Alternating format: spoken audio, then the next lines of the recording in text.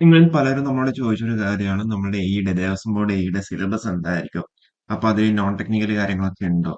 അപ്പോ അതിൽ എത്ര മാർക്കാണ്? എങ്ങനെയാണെന്നുള്ള എക്സാം പാറ്റേൺ എന്നുള്ളതൊക്കെ നിങ്ങൾ പലരും നമ്മളോട് ചോദിച്ചിട്ടുണ്ടായിരുന്നല്ലേ? അപ്പൊ നമ്മൾ ഇന്നിപ്പം കഴിഞ്ഞ പ്രാവശ്യം നടന്ന എക്സാമിന്റെ സിലബസ് ഡിസ്കഷനുമായിട്ടാണ് നമ്മളിപ്പോൾ വന്നിട്ടുള്ളത്. അപ്പൊ ഇതിൽ മൂന്ന് പാർട്ടാണ് ഉള്ളത്.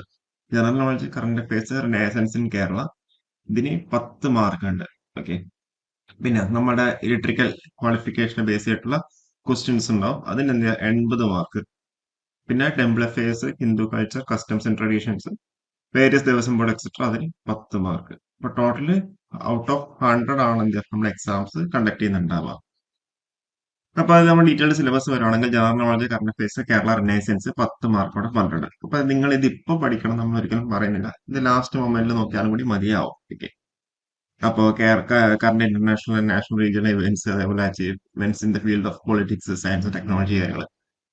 പിന്നെ കോൺസ്റ്റിറ്റ്യൂഷൻ ഓഫ് ഇന്ത്യ, പിന്നെ 125 ഇയേഴ്സ് ഓഫ് ഗാന്ധി ലെഗസി. കാരണം വെച്ചാൽ ഇത് എന്തുകൊണ്ട് ഇപ്പൊ പഠിക്കേണ്ടത് പറയാൻ കാരണം വെച്ചാൽ നിങ്ങൾക്ക് അവിടെ ഇൻസ്പെക്ടർ എക്സാം ഉണ്ട് അല്ലെ? അപ്പൊ അതിനുവേണ്ടി നിങ്ങൾ ഫോക്കസ് ചെയ്യുന്നവരായിരിക്കും ഉണ്ടാവും. അപ്പൊ ഇതും കൂടി പഠിച്ചിട്ടുണ്ട് അതിന്റെ കൂടെ കൂടുതൽ ഓവർലോഡ് എടുക്കേണ്ട എന്നുള്ളതുകൊണ്ടാണ് ഇതിപ്പോ തൽക്കാലം പഠിക്കേണ്ടത് ഞാൻ പറഞ്ഞിരിക്കുന്നത്. ഓക്കെ.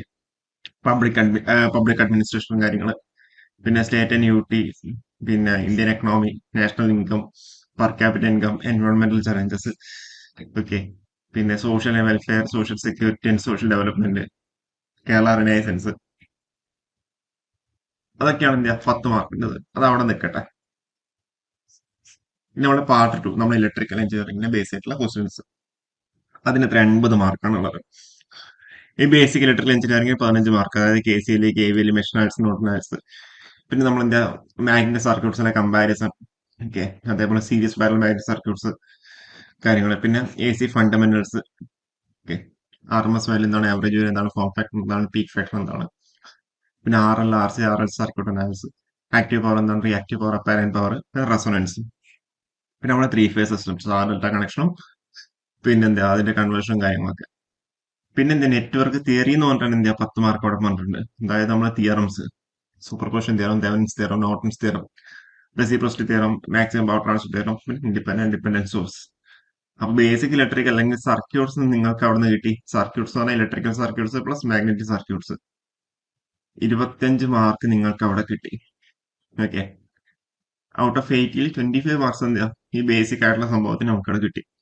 പിന്നെ മെഷീൻസ് എത്ര 25 മാർക്ക് അവിടെ പറഞ്ഞിട്ടുണ്ട്. Machines, D C machines, D C generator, D C motor, അതിന്റെ ക്യാരക്ടറിസ്റ്റിക്സ്, അതിന്റെ കൺസ്ട്രക്ഷൻ ഡീറ്റെയിൽസ്, അവരുടെ ഡിഫറെന്റ് ടൈപ്സ്. പിന്നെ ട്രാൻസ്ഫോമേഴ്സിന് കേസ് ആണെങ്കിൽ ഗെയിമിഫിക്കേഷൻ, loss efficiency, equivalent circuits.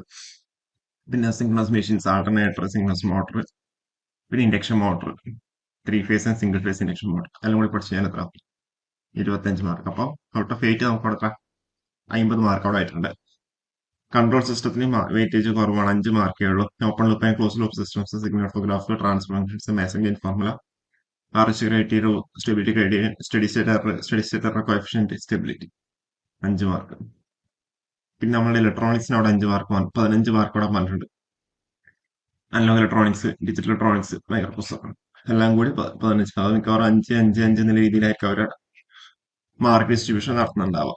Okay. Digital electronics ആണെങ്കിൽ number systems, codes, combination circuits, sequential circuits എല്ലാം പറഞ്ഞിട്ട്, counters, A D C, D S എല്ലാം. മൈക്രോ പ്രൊസസർ ആണെങ്കിൽ 8 architecture, addressing modes, instruction sets, simple programmes.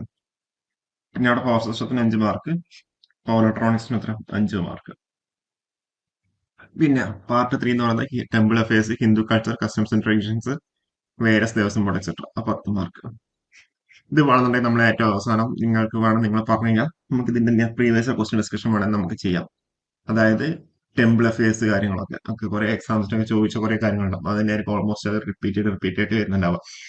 എക്സാമിന് മുന്നേ നിങ്ങൾ താഴെ കമന്റ് ചെയ്താൽ മതി. അങ്ങനെയാണെന്നുണ്ടെങ്കിൽ നമുക്ക് അതിന്റെ വീഡിയോസ് നമ്മൾ ചെയ്യാം, PYQ സീരീസ് എന്നുള്ള രീതിയിൽ. ആ ടെമ്പിൾ അഫയേഴ്സിന് 10 മാർക്ക് അവിടെ വരുന്നുണ്ട്. Temple affairs, famous temples in Kerala, deities, peculiarities, location, അതുപോലെ ടെമ്പിൾ ഫെസ്റ്റിവൽസിനെ പറ്റിയിട്ട്, ടെമ്പിൾ ആർട്സിനെ പറ്റിയിട്ട്, ഫേമസ് ടെമ്പിൾ ആർട്ടിസ്റ്റ് ആരൊക്കെയാണ്, temple architecture in Kerala. Okay. അതൊക്കെ കൂടി 10 മാർക്ക്. അപ്പൊ അങ്ങനെ ടോട്ടൽ 100 മാർക്സിനാണ് ഞാൻ എക്സാം കണ്ടക്ട് ചെയ്യുന്നുണ്ടാവുക. ഓക്കെ. പിന്നെ എപ്പോഴും പറയുന്ന പോലെ താഴെ നോട്ട് എന്നുള്ള രീതിയിലാണ് പറഞ്ഞിട്ടുണ്ട്. ഓക്കെ. ഇതല്ലാതെ ഇതിൽ നിന്ന് പുറമേ നിന്ന് ക്വസ്റ്റ്യൻസ് വരാം എന്നുള്ളത്. അപ്പോൾ കൂടുതൽ വീഡിയോസ് ആയിട്ട് വീണ്ടും വരാം. ഓക്കെ. Thank you.